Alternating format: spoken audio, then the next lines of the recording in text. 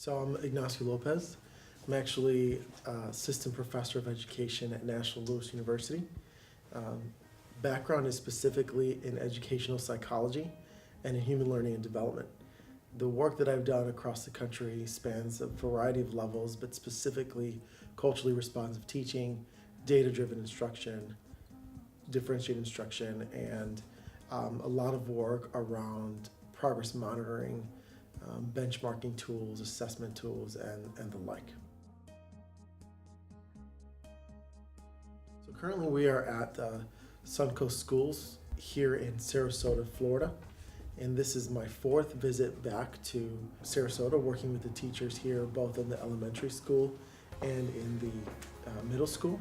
And the work that we've been doing first started around classroom management and really looking at various high leverage practices that teachers are incorporating in the work that they do to manage both instruction and the students and behavior issues in the classroom. So we definitely span that work between the K8 setting.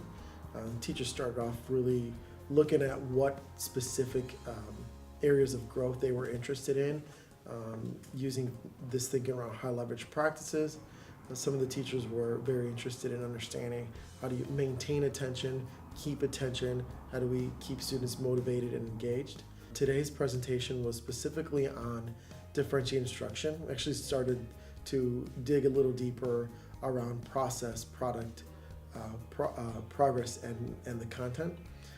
These four areas of differentiated instruction, and really looking closely at what does it mean to really differentiate process, or what does it really mean to differentiate progress, right? Or what does it mean to differentiate product? And we're really looking at what areas do we feel we are or have deficiencies in, or areas that we feel we need to identify growth in. And so for this first part today, we looked specifically at just an overview of those four areas, and the next time we come back, we'll dig a little deeper into the content and relate some of these practices to more content-based or subject-specific differentiated instruction approaches.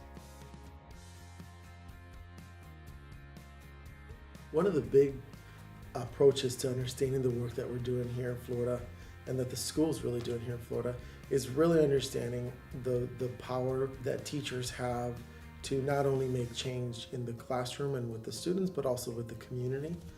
We also talked a lot about advocacy and really getting our teachers here, the teachers here, to really be thinking about how else can I advocate for my students, my classroom, and my school. And one of the things that we've learned and have grown to since I started working here a year ago is really, and all credit goes to the teachers here, is really understanding that they are making a difference.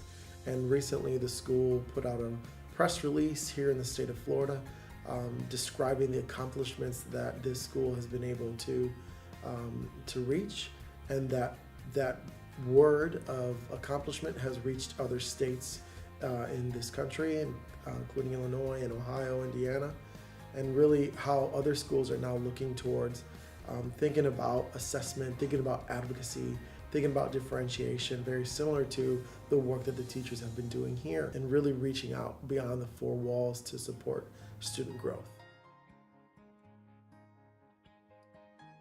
The work on TeachHUB.com, I highly recommend teachers to join that community. A lot of the work that we do as presenters often gets put through on TeachHUB.com's website, where teachers can download and read and get a sampling of some of the material that we cover as presenters. And really the goal of TeachHUB is to really try to help teachers and really create a community to identify resources and strategies and opportunities for teachers to engage in really serious teacher development dialogue, which is really important not just for the teachers but for our students. I really highly recommend teachers join the community. I praise the articles that they often put out. Teachers can download them, access them, read them, and share them. As presenters, we often bring that material also to the table, and teachers can read and have dialogue around some of the good work that's being written on the website.